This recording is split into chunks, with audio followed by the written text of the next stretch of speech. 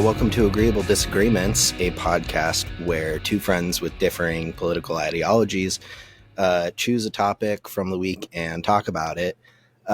This week, it might be a surprise because we just had the first presidential debate, and we're still kind of processing that for ourselves. Sorry, I've got my delivery driver is finishing up.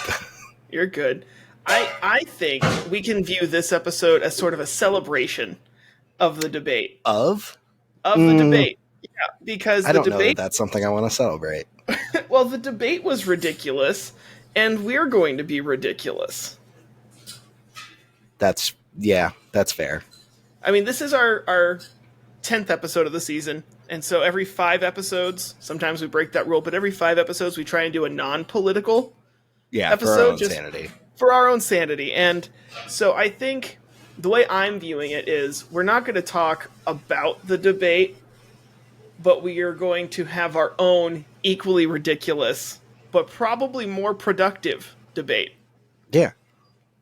I mean, half of our last episode was about borscht, so was it half? I don't necessarily. It was a good amount. Yeah. It was a solid 15 minutes.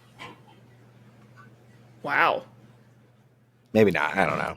I don't know. I thought it was like 15 minutes about food, and then doesn't matter. So we're gonna debate our own hot takes today. Yeah.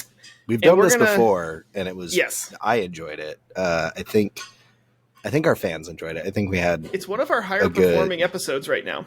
Still. Yeah. So do you want to go first? Yeah. Okay. So I'm going to come out swinging and say that ribeye steaks are the worst cut of beef. No. Well, first of all, no. Second of all, it depends. If you're talking about steak, then no, a chuck steak is worse. No, and I'll tell you why. There is nothing. Go for it. There is nothing you can do to save a ribeye from that big hunk of grizzle in the middle that doesn't really do anything but make your steak really hard to keep together. You can do anything. Yes, you can do anything. That's to all treat fat. Any other That's all steak. flavor. You would think, but it's not, because there's so many other cuts of meat that either have better fat marbling or better. Because here's the thing, my big it's problem. It's a different kind of fat. Right? No, not necessarily. Like a New York strip, you're still going to have marbling in the meat. It's going to be interwoven with all the muscle fibers. Whereas ribeye, it's just like a big honk, an eye right in the middle that is not doing anything for anything around it. No, that's completely wrong. A prime rib? You're saying a prime rib? Prime ribs are different. They're from a different part of the cow. No, the eye is part of the prime rib. Yes, but the prime rib comes from further up on the cow where there's less of a fat globule right in the middle of it. I think you're totally wrong because that fat provides flavor. I like that like really soft like piece of fat, not the real chewy piece of fat that you get on like the side of the New York strip, but I really like that like soft like fatty bit, and it tastes good. I don't think it does. I mean, look, I spent a solid 3 years practicing cooking steaks in every which possible way to try and figure out what the best way and what the best cuts are, to the point where I've got a way now that like, I will only cook certain cuts in certain ways, and I will never. Yeah, I mean, that's what you should do for every cut. Well, yeah, but I mean... Trust me, you don't want to eat a chuck steak. Yeah, okay. Do you know who Foods is on YouTube? No. Okay, so he's this guy. He's, I want to say, Brazilian, living in Florida. And his whole Brazilians know their steak. But his whole thing is doing weird stuff to steaks. And sometimes it's dry aging them in butter. Sometimes it's dry aging for different amounts of time. Sometimes it's trying different cuts with different treatment methods to see if they'll tenderize and make better flavors. I would rather take a whole pineapple, blend it up, and marinate a chuck steak in that. Okay, sure. Yeah, because the minutes, pineapple enzyme. Yeah, they'll tenderize it and they'll add a little, just the right amount of flavor to it. Then I would have a ribeye steak any day. Without having tried that myself, I've used pineapple enzyme like extract on, I don't remember what it was, but I've used it before, but I've never tried like marinating a chuck steak. Now, a chuck steak is a great cut of meat if you're doing like a really long braise or a stew or something where it cooks for more than 4 hours and that connective tissue can break down and it becomes tender. It's got a lot more flavor. My biggest counterpoint, though, to the ribeye being the worst cut is I think filet mignon is the worst cut. I don't think it's the worst, but I do think it's overrated. It's the only thing it has going for it is that it's tender, and if you know how to cook a steak, you can get other steaks that are maybe not as tender but close enough, but it has just absolutely no flavor. Yeah. Well, it's got a very strong beefy flavor if you cook it right. Yeah, but it's not nearly as flavorful as something like a New York strip or a flat iron. Yeah, which I also think are overrated. Flat irons, they're good, but they're nothing to write home about. Yeah, I mean, steak is steak. Steak is good. If you don't prepare it just absolutely wrong, I think it's pretty easy to do, which actually kind of segues into my first hot take. Well, hold on. Before we do that, I want to ask, what is your favorite cut of steak and how would you cook it? Gosh, I would say my favorite cut, I'm going to go porterhouse or a New York strip, which I believe a New York strip is part of the porterhouse. I think when you get like a T-bone, it's got the filet mignon on there. It's got a New York strip, and then it's got one of the other ones I don't remember. Yeah, so porterhouse has a New York strip and a ribeye, kind of. Oh, ribeye. Okay. Yeah. Anyways, I gotta relearn my cuts of meat. It's okay. I had to Google it just to double check. I mean, my family owns a pretty well at one time. No, I was wrong. It's a strip steak on one side and a tenderloin fillet on the other. I was wrong. Oh, okay. Yeah. And then I think a porterhouse is that either a porterhouse or a T-bone. They're more or less the same thing. I think that's my favorite because that is it's a lot of meat, and I like to eat a lot of steak, which I don't do it very often. That's why, like, when I do, I gorge myself. What I've been doing recently is I've been putting them on my smoker, and I'm not going to get into the specifics.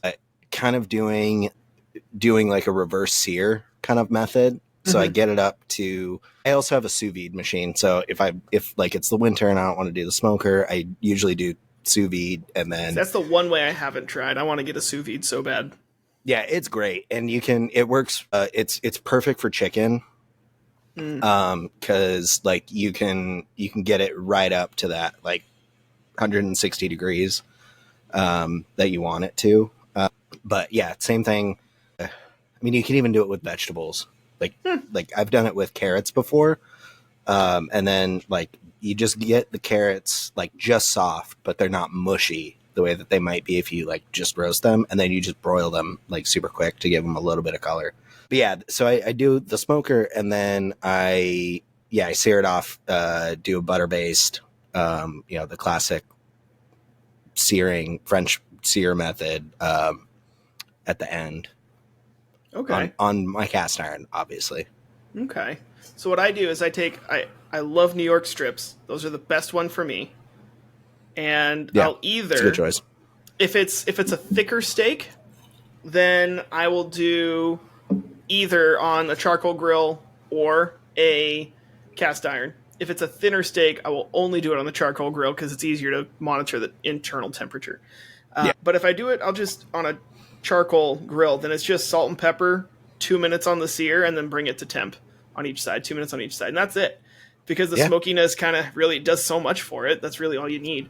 But if I'm doing it in my cast iron, then I'll sear it on each side and then in a cast iron. And then I'll turn the temperature of the burner almost down to medium low to help bring it to temperature while I baste it with butter. But I don't just baste it with a spoon. I throw like some garlic cloves in there with it so that it gets just a little bit of garlicky flavor, and then I'll brush the butter on with thyme. I'll make a brush out of thyme leaves. Yeah. And I brush that on, and it's so I mean, as long as you're getting that hot butter on there while it's still like really hot, that's all you need, because that's what's going to develop that like really nice golden brown crust. Oh yeah. All right. Yeah. Well, okay, so my first one was that barbecue is not that hard, and all these people that are like super into, you got to do this method. Unless you're Aaron Franklin, it's fine. Barbecue is not... What do you define as barbecue? Because I had one definition. Not grilling. Low and slow. Specifically, I'm talking about brisket. People get so like... just in the weeds with, you have to wrap it, as soon as it hits this temperature, or like, you can't lift the lid to your smoker, or you have to use this type of wood and everything. And I'm not saying that all of it's bullshit. I'm just saying that people are too, like, they're tying their hands too much. And like so one big thing that a lot of people would probably disagree with me with my method on, when I do a brisket, I actually don't wrap mine. I've never needed to. It's never been dry. My crust is always great. I've never had an issue with the things that you'd have an issue with if you don't wrap it. Also, let people put whatever spices they want on it. I only do salt and pepper. But if you want to do some paprika in there, if you want to do, cayenne pepper, go for it. It's your food. So I think the purists are just doing it for their ego, and so that they can be gatekeepers. I was going to say, I think there is a lot of gatekeeping going on with low and slow Southern barbecue, but I think I know why.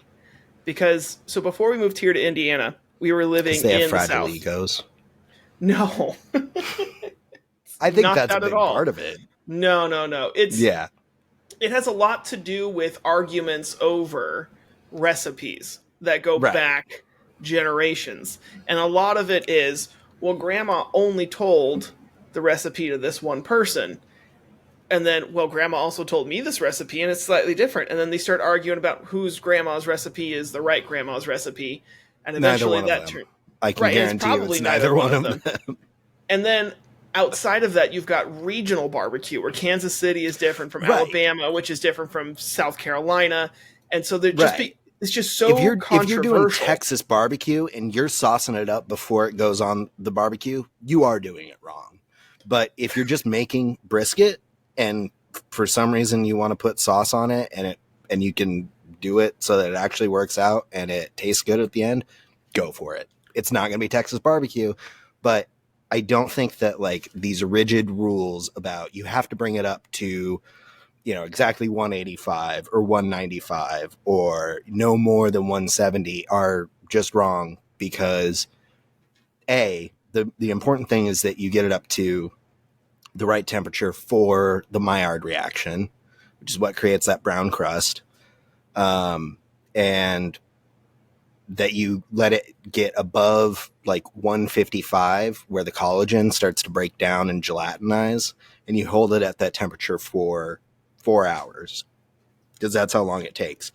If you can do all that with a slightly different end temp, different process or something, you're going to get a good brisket. I agree. I think you're going to get a good brisket as long as you do the basics. And I think you're going to get that with just about any food, right? Any food you make, as long as you've got the basics of like salt, fat, acid, heat, You're going to get Great book, something that tastes good. I haven't read the book. I've just seen the documentary she made on Netflix. Yeah. Yeah. Well, I mean, the book is like, it's just her cookbook. Gotcha. But the Netflix series is basically just her book distilled down. Yeah, but it's absolutely fantastic. And it's, so I agree that when you get to those basics, you're going to have something that tastes fine. It tastes good even. Might even be... It's going to taste great. But I will say, having been down in the South with some of those people who take so much pride in their down to the second, down to the 10th of a degree method, it does make a difference. It really does. I don't know. And that's coming. Okay, so what led me to this conclusion is working in coffee. I don't know if you can tell, but this is a coffee roastery. People get in the weeds like that with coffee the same way, and they'll be doing like a pour over brew method, and they get really into is it 1 second? Is your water 202 degrees or is it 205 degrees? And I taste things for a living. Yeah. I have a really developed palate. I've been doing it for long enough that your palate is just like any other skill or muscle. The more you use it, the stronger it gets. And I can tell you a lot of it's bullshit. Now there's certain things that aren't, there's really minute differences that you can make that will really mess up your brew. Same with barbecue. But I think when you get so granular the way that a lot of these competition people are doing, I'm not saying that they don't make an amazing brisket. I'm saying that it's not necessary. They still could make an amazing brisket without getting that granular. And I agree with that, but I think the fine details are what's going to take a low and slow smoked barbecue from good to great. Yeah. Well, I think it's also, I mean, baking is another thing. Scones are particularly hard to make. But baking isn't hard. You just have to know when you can you have to follow the recipe to the letter until you learn it well enough that you know how you can break the rules. So when I was scones are something that are fairly simple, but they're actually really hard. Or biscuits, like Southern biscuits. Really hard to do, very simple, but hard to do. But if you know, to keep the butter cold, if you know the size of butter lump that you should have in there, you can, fudge your flour amount, fudge your sugar amount a little bit and still be fine as long as you have those other hallmarks taken care of. Yeah, I guess. I don't know. Maybe this is just me having had a lot of bad experiences with baking and a lot of good experiences with cooking, which if anyone doesn't know the difference, it's basically breads versus everything else. Not exactly. But well, I mean, cooking is an art, baking is a science. That's kind of how the food industry refers to it. Cooking is a lot more, I guess, subjective. Baking, you either do it right or you don't do it right. Sure. But there are different ways to do it right. So let's go ahead, I think, and transition. I think doing it right and this idea of small details and getting caught in the minutia is a good way to segue into my next one. Most of the classics of literature that are on everyone's must-read list suck. Really? Catcher in the Rye. Can't stand it. Okay. Shots fired. That is my all-time favorite book, and you know it. I have started the book a couple of times and just can't. I don't get it. And it's not just Catcher in the Rye. It's Moby Dick. It's a ton Moby of Dick them. is terrible. So, thing about Catcher in the Rye is it's a really well-written book for a person of a certain perspective, particularly an angsty teenage boy. Okay, but as you an weren't angsty particularly angsty. I was. not in the way that Holden Caulfield was. Sure, not in the way that Holden Caulfield was. You weren't walking around New York City looking for a hooker. True. So I can't argue. With I that. wasn't either, but I feel like I had more of that angsty sensibility that J.D. Salinger wrote about in that book. And I think that's why it's so popular, is because it's written in a vernacular that is unpretentious, and it does a good job of representing these kind of common feelings that a lot of adolescent males have, and not being like precious about it. See, but you say it's written in a way that's not pretentious, but anytime I hear people talk about Catcher in the Rye and all the things it means, it sounds pretentious. So, okay, what I mean is J.D. Salinger's writing style is. No, I know what you mean. Is that J.D. Salinger? I'm pretty sure it's yeah. It's okay. Yeah.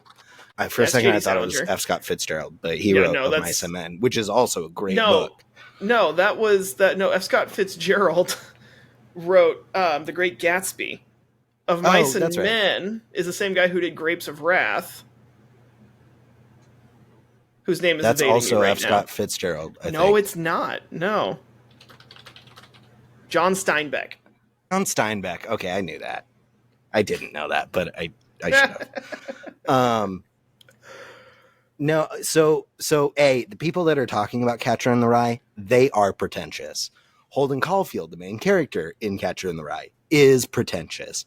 The way that J.D. Salinger wrote it, though, is not pretentious. It's in a language that, like, it's using a dialect that is not, like, it's not flowery, you know? He's not using Shakespearean English. He's talking the way that a, 15-year-old boy would talk. Okay, but still, and it's not just Catcher in the Rye, though, right? Like, it's Pride and Prejudice, it's, the Bronte sisters, like... Yeah, I'm not Frankenstein. A fan of... I really liked Frankenstein. I actually just read that recently. I really liked it. Dracula as well. I mean, I'm a huge fan of, like, especially the American classics, like Of Mice and Men. I mean, I named my childhood dog Atticus after Atticus Finch. See, and here's the thing. I don't think all of them are terrible. I love Of Mice and Men. I love To Kill a Mockingbird. Yeah. And I think part of the reason is because... I think it's because of what they're trying to do, right? And I can't speak to all of them, but I feel like books like Moby Dick, it's trying to be this huge, big deal that's in your face. Yeah. It's just too dense, and it's too just, like, get to the point. That's kind of how I felt about Hemingway. Yeah, The Old Man and the Sea is the only book by Hemingway that I can stand. And even then, it's tough. I recently tried to read For Whom the Bell Tolls, and I just couldn't. Yeah. And so, like, I hear all these people talking up all of these books, and I can't. So whenever I go looking for books to read, I'll be like, what are the books that everybody needs to read? And I've already read the ones that I think are actually good. So it's hard for me to continue going down that list, Yeah. Wait, okay. So a little while ago, and I think I talked to you about this, I set a goal for myself, which I've abandoned finishing it this year. Mm-hmm. But I have a list of books that I want to read, like, at some point in my life, and I was trying to get through them all this year. So I'm going to go down the list, and I limited it to one book per author. Okay. I think Is this for me to react to, respond to? Yeah. We're just gonna give, like, a short discussion. Okay. Give me nay. One at a time, then. Okay. Dune. Oh, absolutely love it. Great book. Fantastic. Dracula. Never read it. Can't bring myself to. Okay, I really liked it. I thought it was really good. It was also very different than I thought. Frankenstein. I've tried several times. I can never get more than halfway through it. Okay, that's fair. I've started it. I haven't finished it. Yeah, I don't get the hype. The Iliad, but I'm also going to say the Odyssey because I know that you and I both have read the Odyssey. I would say basic story, good. The actual amount of writing in it really drags it down. Yeah, okay. I would agree with that. Murder on the Orient Express by Agatha Christie. Agatha Christie is great, but I haven't read it, so can't say. Great movie. Okay, the movie adaptation was really good. I couldn't get through it. I to be fair, I didn't really give it a good shot. So I really like Kenneth Branagh on my part. I really like Kenneth Branagh as Poirot. Anyway, keep going. The Divine Comedy. I like The Inferno. I haven't read the other two. I think that's the only one that I've read any significant amount of. Yeah, I like The Inferno. The other two, I haven't tried them. Yeah. Paradise Lost. Haven't read it. I haven't read that one either. I'm very intrigued by it, though. Well, I heard my English major friends talk about it and figured it was not for me. Yeah, that may. Yeah. The Jungle. Or Cannery Row, because I was going between the two of those. I have read parts of The Jungle, and I've had to teach sections of The Jungle when I was in grad school as a TA.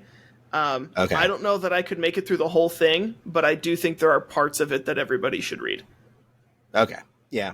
I think so too. I mean, I think it's a book that either The Jungle or Cannery Row.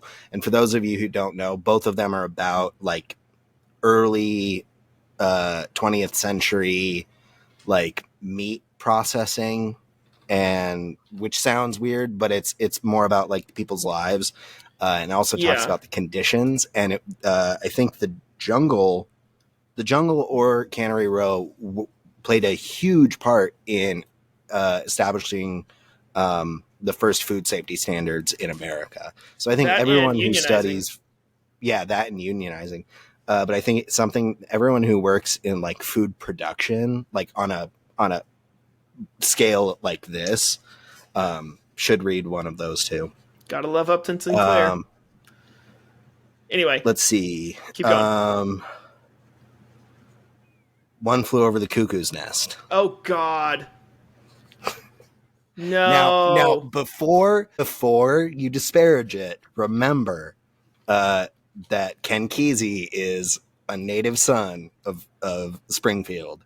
That I am wearing a Springfield Drifters hat. That doesn't help. I left there, man. Yeah. I mean, you're also not a native son. Well, okay. I mean, kind of. Mostly, yeah. But still, I just... What do you mean, kind of, mostly? You lived here for, like, 3 years. In Springfield, yes. But I was in the Pacific Northwest from the time I was, Washington. Like, 18 months old. No, I was... So first we moved... So I was born... Those of you who didn't know, I was born out here in Indiana, down in southern Indiana, where my mom's family is from. But by the time I was 2, we were living in a small town called Milton Freewater, Oregon, which is where my dad was from. Oh, that's right. I knew that. And we lived there until I was like 7 or 8. And then we lived in Walla Walla, Washington, which was just right across the border from Milton Freewater. Still Washington. You can see them on each side of the river.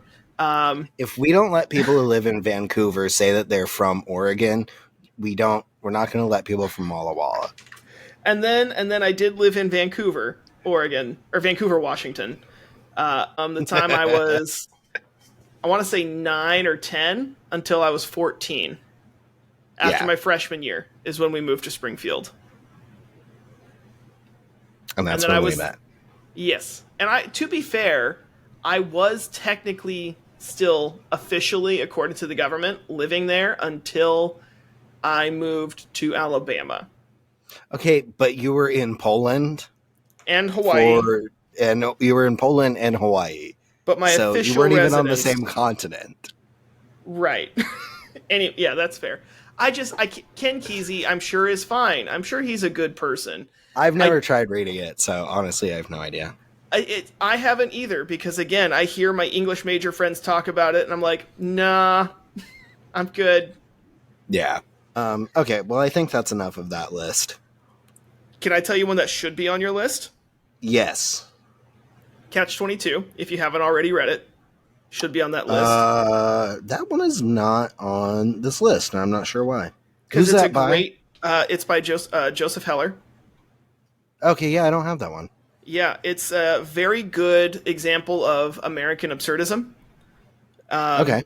So if you're someone who gets a kick or a hoot out of something like Hitchhiker's Guide to the Galaxy, it's not quite your thing because it's British weird kind of humor, then you might like... Which, if that's not your thing, you need to reevaluate your taste. But you might like Catch-22 just because it's an American humor take on that kind of absurdist type of thing. And it also is a really good example of just how redundant and crazy life in the United States military can be. And then you should also have Slaughterhouse-5. I do have Slaughterhouse-5. Okay. One of my favorite books. Yeah. Just from a historian's perspective, I think the way he handles bouncing around between time and how his perspective on the past and the future, and I think it's just an amazing perspective to have when examining the past and its implications for the future. I think it's great. Yeah. Yeah, I've heard good things. I've never read anything by Vonnegut. I almost. I was this close to getting a teaching job at the high school he went to. Oh, really? Interesting. Yeah, so he grew up in Indianapolis, and I applied for a job at what is now called Central High School, I think. Okay. It's been 3 years since I did that job application. Let me double check that. See if you have a reply. No. Anyway, Lawrence? No, I can't find it. I don't remember. This was 3 years ago. Anyway, I applied for a job at the high school that he went to, and I was told multiple times that I was their number 2, and they were waiting to hear back from the other guy, who was also waiting to hear back from a job. Are you sure offer. They said their number 2 or a number 2? So that could have been something different than you thought. I am a perpetual child.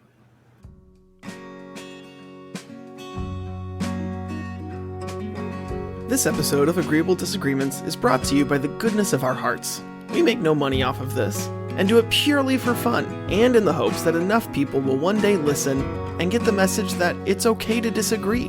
It's okay to learn more and change your mind.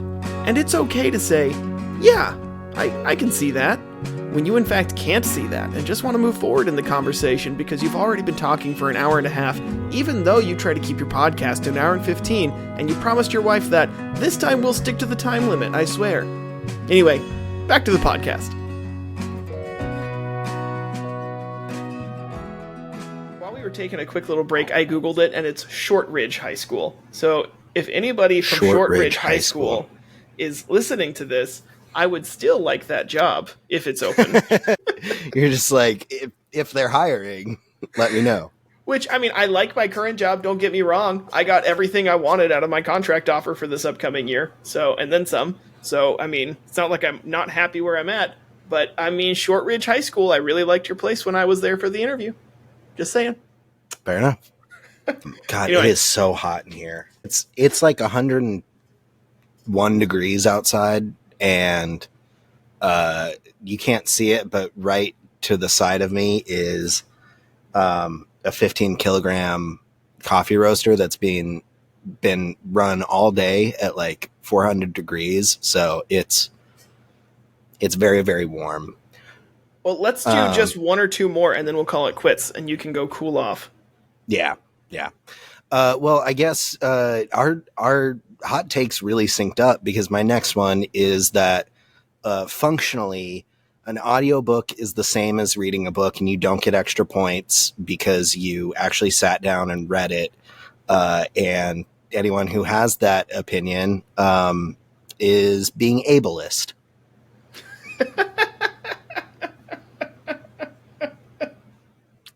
No arguments? Okay, next one. Way to use the current buzzword vernacular. No, I mean, I am being sincere. I was using the buzzword, maybe not sarcastically, but facetiously. Facetious, but so, like, for somebody like me, so I have ADHD, not, super severe ADHD. But I like, mine is more the attention part of it. It's not the hyperactivity. And it's the way that I've heard. I mean, you have ADHD too, but it presents itself in different ways between us.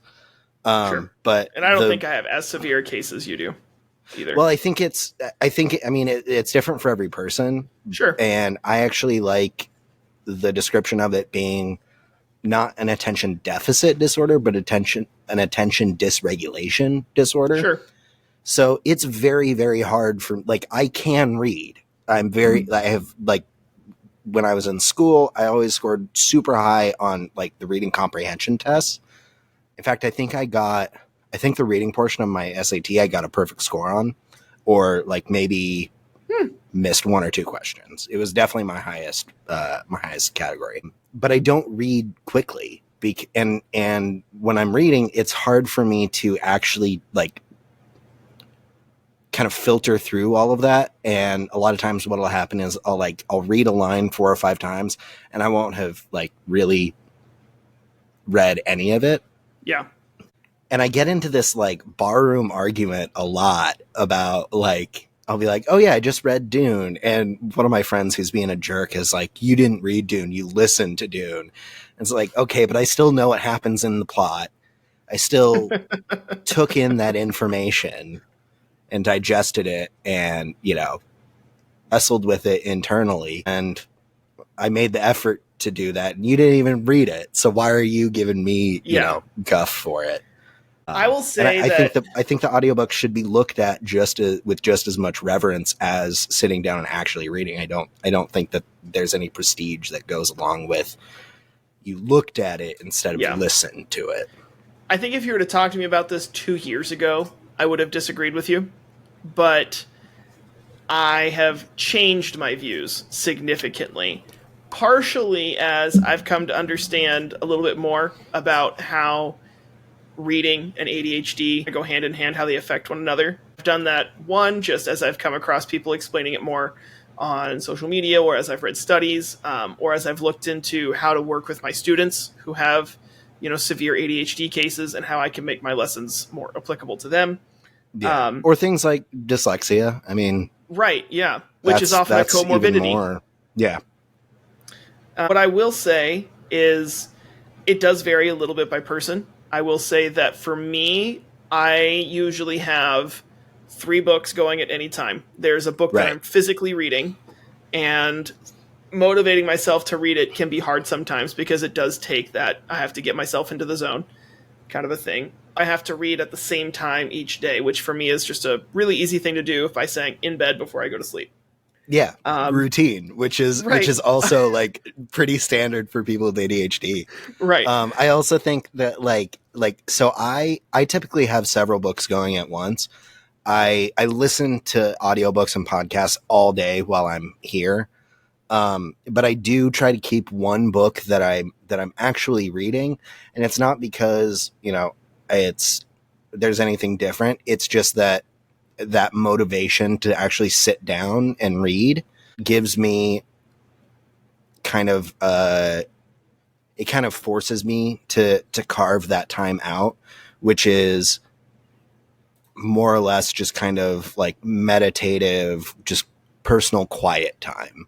Yeah. And so having a book that I'm sitting down and reading, and knowing that if I'm reading a book, I have to be in a very specific, like, calming kind of frame of mind. Weirdly, I really like to read when I'm at a bar, because there's just enough going on around me that it's not totally silent, and I can't handle total silence. But I don't have to, like, be actively engaged with somebody. And there's never something so interesting going on that, it's going to divert my attention. Well, I usually have a physical book I'm reading. I've got a audiobook that I'm listening to for myself, and then we have an audiobook that we are listening to in our commute. I think there are some books that I prefer to read, and there are some books that I prefer to listen to, and I think a lot of that comes down to the narrator. Yeah. I would say that's accurate. Because there are some books that I love where the narrator is just awful, and so I'll read that one. And then there are some books where Will Wheaton's the narrator, and you never want to miss out on that. You don't like Will Wheaton? I it's not that I don't like him. I guess I'm not hyped up by his. Oh, he's my favorite narrator. And I'm saying this as somebody who very, very much despised Wesley on Star Trek. I cannot tell you how much I hate that little snot. I will say there are some books as well that just the style of it is something that I would prefer to listen to. Like, I recently had a book called Homegoing by Yaa Gyasi, recommended to me by a friend and coworker. And the way it was narrated, so the whole premise of the book is it follows these two half-sisters in Africa who don't know that each other exist. One of them gets sold into slavery. One of them basically gets turned into the upper class of the area because she gets married off to a European commander at the time. Okay. And then each chapter is is the next generation down. Interesting. Okay. And so it starts out with, 1700s African triangular slave trade, but it ends with, present day, where one of their descendants travels back to kind of get in touch with his roots, and unknowingly, not knowing that they're related, comes into contact with a descendant of, the woman who stayed. And she kind of shows him around. It's just really cool. And what I really liked about the narration that I think added to the book was the narrator narrated in accent and in vernacular. Meaning, when it's in Africa, he did an African accent. When it's in America, he did the requisite American accent. Where he did, if it's in the South, he did the South. If it's in the Bronx, he did the Bronx. And I think that added just that extra layer to it that made me really enjoy it. If you were actually reading the book and you were doing that in your head, even though it's still in your head, it would be racist. Is it? Because I have a ton of students who are straight up... To do an affected accent of an African native, that would be pretty problematic for you to do out loud, at least. Out loud, sure. I don't know, though. I think if it's something that I'm just making up and assuming this is what it sounded like, sure, I'd agree with you. But I've had enough students and friends who are from Central or Western Africa that I've been exposed to their accents enough that I feel like if it's in my head and I'm saying, oh, this takes place in Ghana, I have friends in Ghana. I was making a joke about people who are like, oh, I'm going to try to do this funny accent. And it's just an accent of like somebody who immigrated here from, a different country. And it's like, that wasn't a good choice. That I will agree with that. Sorry. I didn't pick up on the joke. Yeah, no, it was not a good joke to begin with. But I do agree with your premise that listening to a book and reading to a book are the same, because as I've looked more into it, as I've changed my mind about this, there's been a number of studies done that show that particularly among ADHD communities or people who have ADHD, there is higher retention when it is spoken out loud than when it is simply presented in text. Well, and I mean, it goes to your learning style too. Certain people learn visually, certain people learn, kinetically. But also, I mean, it's like, would you say that, like, I consider myself a well-read individual, but I haven't actually read that many books. But the knowledge that I have is, comparable to the knowledge of somebody who has actually read that many books. So really, like, what is the important part? Is it that you've accumulated the knowledge, or that you've done the drudge work of, reading it visually? Yeah. Well, and at the end of the day, I think you would have to ask, what's the difference between you listening to a book and a blind person listening to a book? Well, yeah, exactly. And that goes back to, like, the ableist, even though I was saying it kind of jokingly, like, there is some of that in there. And, if you're going to say that it's different, then you're essentially saying that, somebody who's blind can't be, well read, which is absolutely not true. Sure. So anyways, I guess we're more or less in agreement on that one, it sounds like. Yeah. I think because I've had, my phone turned off. Because I've had enough time to look into it and expose myself to it, and learn more about the current academic consensus. Yeah, I'm with you, because it's not just an opinion thing at this point. It's a scientifically proven fact that you can retain just as much listening as you can reading. So I think the gut, like, the knee-jerk reaction for everyone is to be like, no, they're not the same. But then, like, when you think about it, you're like, I guess, there's really no difference. Sorry, I had the hiccups. You're good. Do you want to do one more each and then call it a night? Yeah. All right. Here's my last one. Oof. Okay. I got a couple to choose from. I'm going to combine two into one, because they're very much related. Lin-Manuel Miranda is not that good. And on top of that, Hamilton is only okay. I would give it a B- at best. No. Absolutely not. Absolutely not. First of all, In the Heights is fantastic, as well as Hamilton. No, you're wrong. Here's the thing. Hamilton specifically. I sat down, because I'm teaching 8th grade this year, which is more advanced U.S. history than what I taught to my 5th graders this last year. So I was thinking, hey, maybe I can show Hamilton, because I've only ever heard the songs. And the songs all sound the same to me, with the exception of, like, when the British people sing, which I know is a stylistic reason for that. I get it.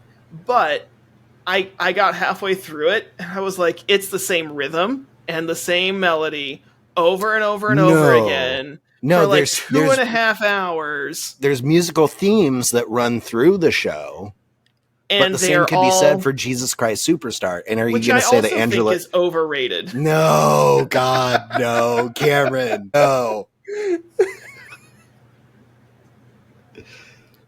You've insulted 2 of my top 3 favorite musicals. I will say, Lin-Manuel Miranda writing for Disney is solid. Yeah. I think Encanto, Moana, hard to beat those movies. And so when I go from that level to... Have you seen In the Heights? I have not seen In the Heights. In the Heights is really good. I saw it was Lin-Manuel Miranda, and I was like, eh. I really, really liked it. Isn't it another retelling of West Side Story? Or something like that? I can see where that theme would come from, but not really. It's much. I think it's much different, because it's not so much. It's about Washington Heights on like just above Harlem, on the west side of Manhattan, which is where Lin-Manuel Miranda grew up. So it's about that neighborhood, the people that live in there, and then they have this like heat wave that causes a blackout, and there's this kind of will they won't they love story. There's it's not really, I wouldn't say that it's, I mean, West Side Story is basically Romeo and Juliet, and I would say it's probably closer to maybe like The Merchant of Venice than it is to Romeo and Juliet. Is someone accused of a crime and accused of owing someone money, and they have to take a pound of flesh from them, and then it goes to court, and they find a they find a loophole to get out of it because he's a Jew. I don't want to like, if I explain what I mean, that's the I'm gonna spoil it. No, I don't care about spoilers, man. I really don't. Because I'm gonna if I like it, I'm gonna like it no matter whether I know the ending or not. That's what I found. There's this whole question about like, you know, I think mostly what I'm thinking of is Portia in The Merchant of Venice and how she's got, you know, like different suitors. Okay. Well, actually, maybe, you know what? Scrap that. It's not like Merchant of Venice at all. Anyway, it's like Merchant of Venice, except it's not. Yeah, but it's also it's definitely not like Romeo and Juliet or West Side Story. Okay. Is it necessarily an original plot? Probably not. But I think it's different enough that In the Heights? No, I don't think so. Okay. No, he wrote that when he was like, I think when he was still in college. No, yeah, it's a book. Is it? Yeah. By Chiara Alegria Hudes. Well, I didn't know that. Came out in 2007. Okay. Interesting. Anyways, you're flat out wrong. To be fair, she wrote the book as a musical, and then it didn't make it into production until much later with Lin-Manuel Miranda. So, okay. Okay. Anyway. Weird. I think he wrote it before that, though. So she wrote the book for the musical, meaning not like a novel, like the storyline, the plot, and then he did the music and lyrics and kind of produced it. Got it. Okay. Yeah. No, it's really good. And I mean, he definitely has a style of writing. And so like there's musical themes that are just part of the shows, but there's also like Lin-Manuel Miranda musical themes. I think like especially with the flow of like a lot of like the rap numbers. He has a very specific like way of writing that type of music. So yeah, it is going to all kind of, you know, sound the same. The same way that, you know, a lot of Billy Joel is going to sound like Billy Joel. Yeah, and I think Billy Joel sounds a lot the same too, but I think that it's not just that Lin-Manuel Miranda sounds the same across his different musicals. Can you say Lin-Manuel Miranda 5 times fast? I cannot. Sorry. I think that within Hamilton, it is like 90% the same thing. It's all it's all that same rhythm. But I promise you, it is. It's not, because I can listen. I just sat down and watched it a week ago, and I was I've had Dear Theodosia like stuck in my head all day. Okay, well, to be fair, I could only make it through the first half, and then I was like, I need to take a break. Is the best half. So that's not hopeful, because I sat down, watched the first half, and said I need to take a break. It's very long, and that was a week or two ago. The whole thing is very long, and I'm less interested in his philandering, than I am with like the historical stuff. Which, sure, I mean, he took some liberties in the telling of, you know, the history of it. But, and that was another thing too. Like some of the stuff in it, it's not that he took some liberties. He straight up presents false. It's wrong, and he presents it as fact. Like there's one part where they say that Martha Washington named her cat after him because her cat was a player, and so is he. And he makes a point to pause everyone in the play, and they all go, "It's true," and it's not. I looked it up. It is not true. I will look it up for you right now. Well, either way, it's a musical. It's not a documentary. I get that. Okay. Also, what somebody named their cat is very, very suspect. According to the George Washington Museum at Mount Vernon, the story about Martha Washington naming her cat for Hamilton can be traced back to a satirical piece written by a British Captain Smythe in January of 1780, which was designed to embarrass the American revolutionaries. Okay, well, yeah. What I do know is that Lin-Manuel Miranda got, I think, virtually all of the information that he did from the biography of Alexander Hamilton, which I have actually read I've listened to about half of it, but it's like it's at least 1,000. It's a very, very long book. Yeah. So that's on the author of that book. I don't think that's on Lin-Manuel Miranda. Well, then it would also be on Lin-Manuel Miranda for not diversifying. Yeah, I get that it's a musical, and that's why I'm okay with him taking some liberties to summarize 30 years in 3 hours. I get that that's going to happen. But it's my problem wasn't with the fact that they said that, because, hey, it's a musical, they can say stuff. My problem was they paused it to say, it's true, you can look it up. And then I did, and it wasn't true. Well, maybe that's what they intended. And maybe. But do your research, Google it. Well, then he needs to, because if he got everything from one book, that's a problem, right? Sorry, my alarm's going off. Do I need to take your phone, man? This is class time. I'm 31 years old. How dare you? Before we go on to your last one, we'll stop the Hamilton argument. One time I was at church giving a talk, and I mentioned that I was a teacher, and right after I mentioned that, someone in the audience's phone went off. And I said, I can't remember exactly what I said. I think I said, like, turn it off or I'm going to have to take that. And it was hilarious. But everybody thought that I rigged it. Everybody thought that I did that on purpose. that I paid someone. Yeah. Anyway. What could be. So what's your last one? My last one is that Skyrim is a mediocre game at best, and that Oblivion should be the hallmark of the series. I haven't played either of those two games. Well, okay, then we don't even need to discuss it. I will say that what I have seen from Skyrim looks overrated, and I remember when everybody was talking about it. Yeah. And I remember when that game came out. Right, because we were in high school when that game came out, and I remember watching it. It came out right when we graduated. Is that it? Because it took, like, it robbed an entire term from everyone in my hallway in the dorms. When I was living with John Barron. Oh, hey. Yeah. No, I mean, Skyrim is a great game, but it's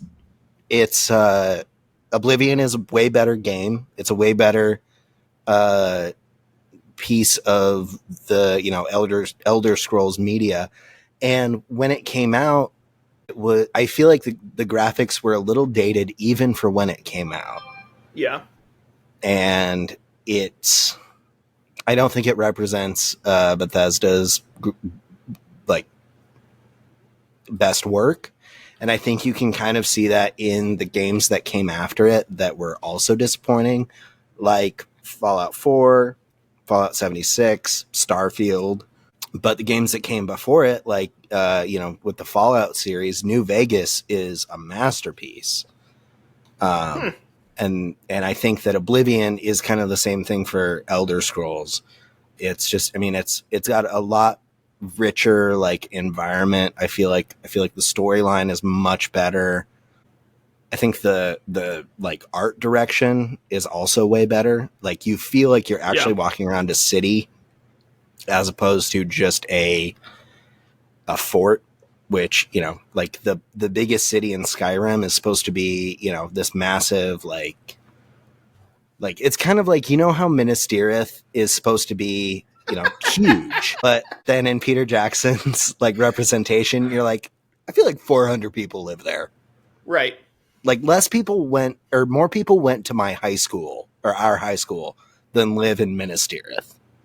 Right. I feel like that's kind of the vibe. I will say, I think Bethesda games in general are overrated. I know a lot of people talk them up. I know Starfield. I think of the last decade, sure. Yeah. I don't know. I'm looking at a list of the games that they've come out with, and none of them are ones that I was ever, like, into or even, like, attracted Fallout and Starfield. To. What else? Even then, I've never wanted to play the Fallout games. They just don't look like my thing. I really like the Fallout games. Well, and then I have a friend who loves Starfield, but I've watched gameplay of it, and I'm just like... Oh, Starfield is utter trash. It took them 10 years to make a game, to make half of a game. It is... If they had fleshed it out, it would be phenomenal. But if they took 10 years to make that, somebody needs to lose their job. It was so disappointing. Did you ever play Baldur's Gate 3 yet? Did you ever get into that one yet? No, because I don't have a system that I can play it on. Okay. Yeah. It is fantastic. I've played through it 2.5 times. And I've got several characters that I've created but haven't played through. But it is so much fun. And there are so many different minor things that the ending is usually going to be pretty much the same. Some of your character endings might be different. But what's really interesting is how the minor things you do in the game affect the actual other in-game connections and encounters that you can have with people. It's great.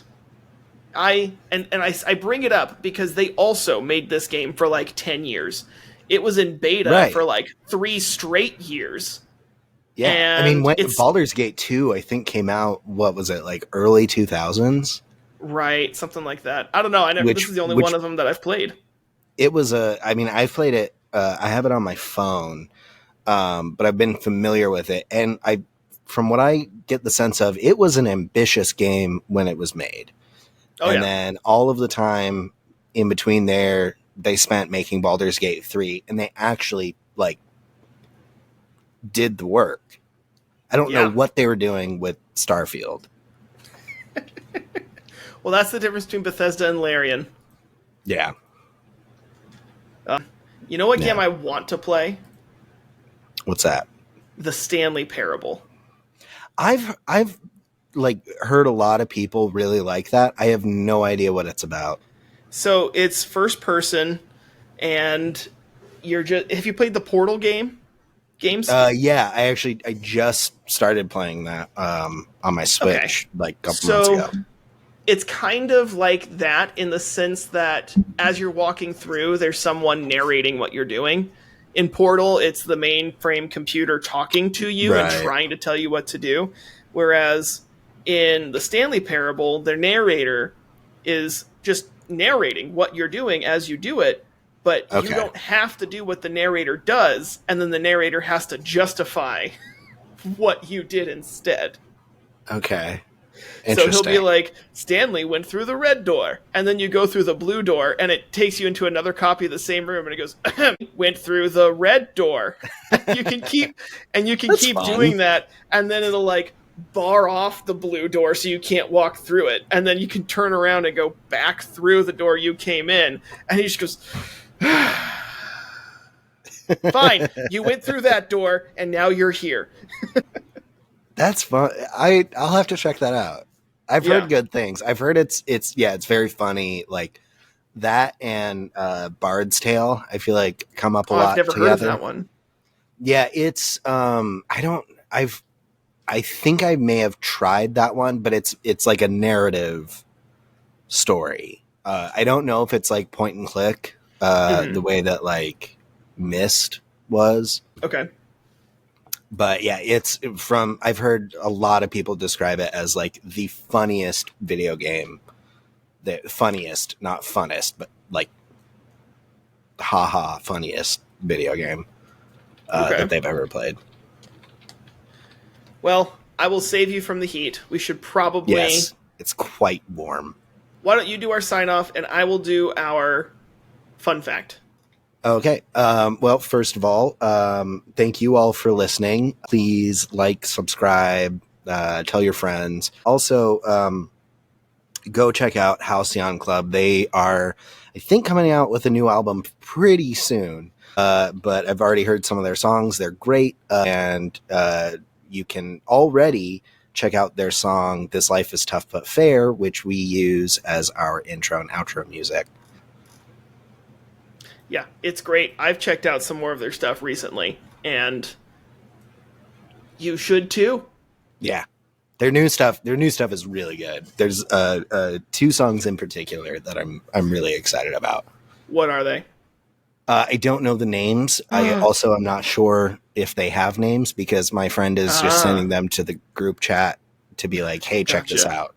But they actually like they've got a couple like fully fleshed out songs with like the the mixing and everything, and it's really good. So, yeah, thank you to Halcyon Club. All right, here is my fun fact. And I'm choosing this one because we just did some hot takes that are sometimes a little controversial opinions or a little outrageous. Yep. And this is outrageous. Like Lin-Manuel Miranda's overrated. Are you kidding me? He is. The average horse has more than 1 horsepower. Yeah. Okay. Do you know why? I do. But why don't you explain it? It's the amount of work that a horse can do on a pulley as it's lifting up a mine, like a lift from a mine shaft. Right. So, and it has to do with a certain amount of weight. And we have since changed our definitions of how much weight that needs to be and how much like energy is required of that, to the point where it used to be, yes, this is how much 1 horse can be, but because we know that all horses are different and 1 horse might be able to lift more or less, we had to adopt a single number, and that number was lower than what the average horse can actually pull. So horses are more than 1 horsepower. Yeah, and they always were, because pulleys make things easier. All right. Well, thank you for listening. That brings me into a whole thing about James Watts and how he didn't invent the steam engine that I'm not going to get into. That's for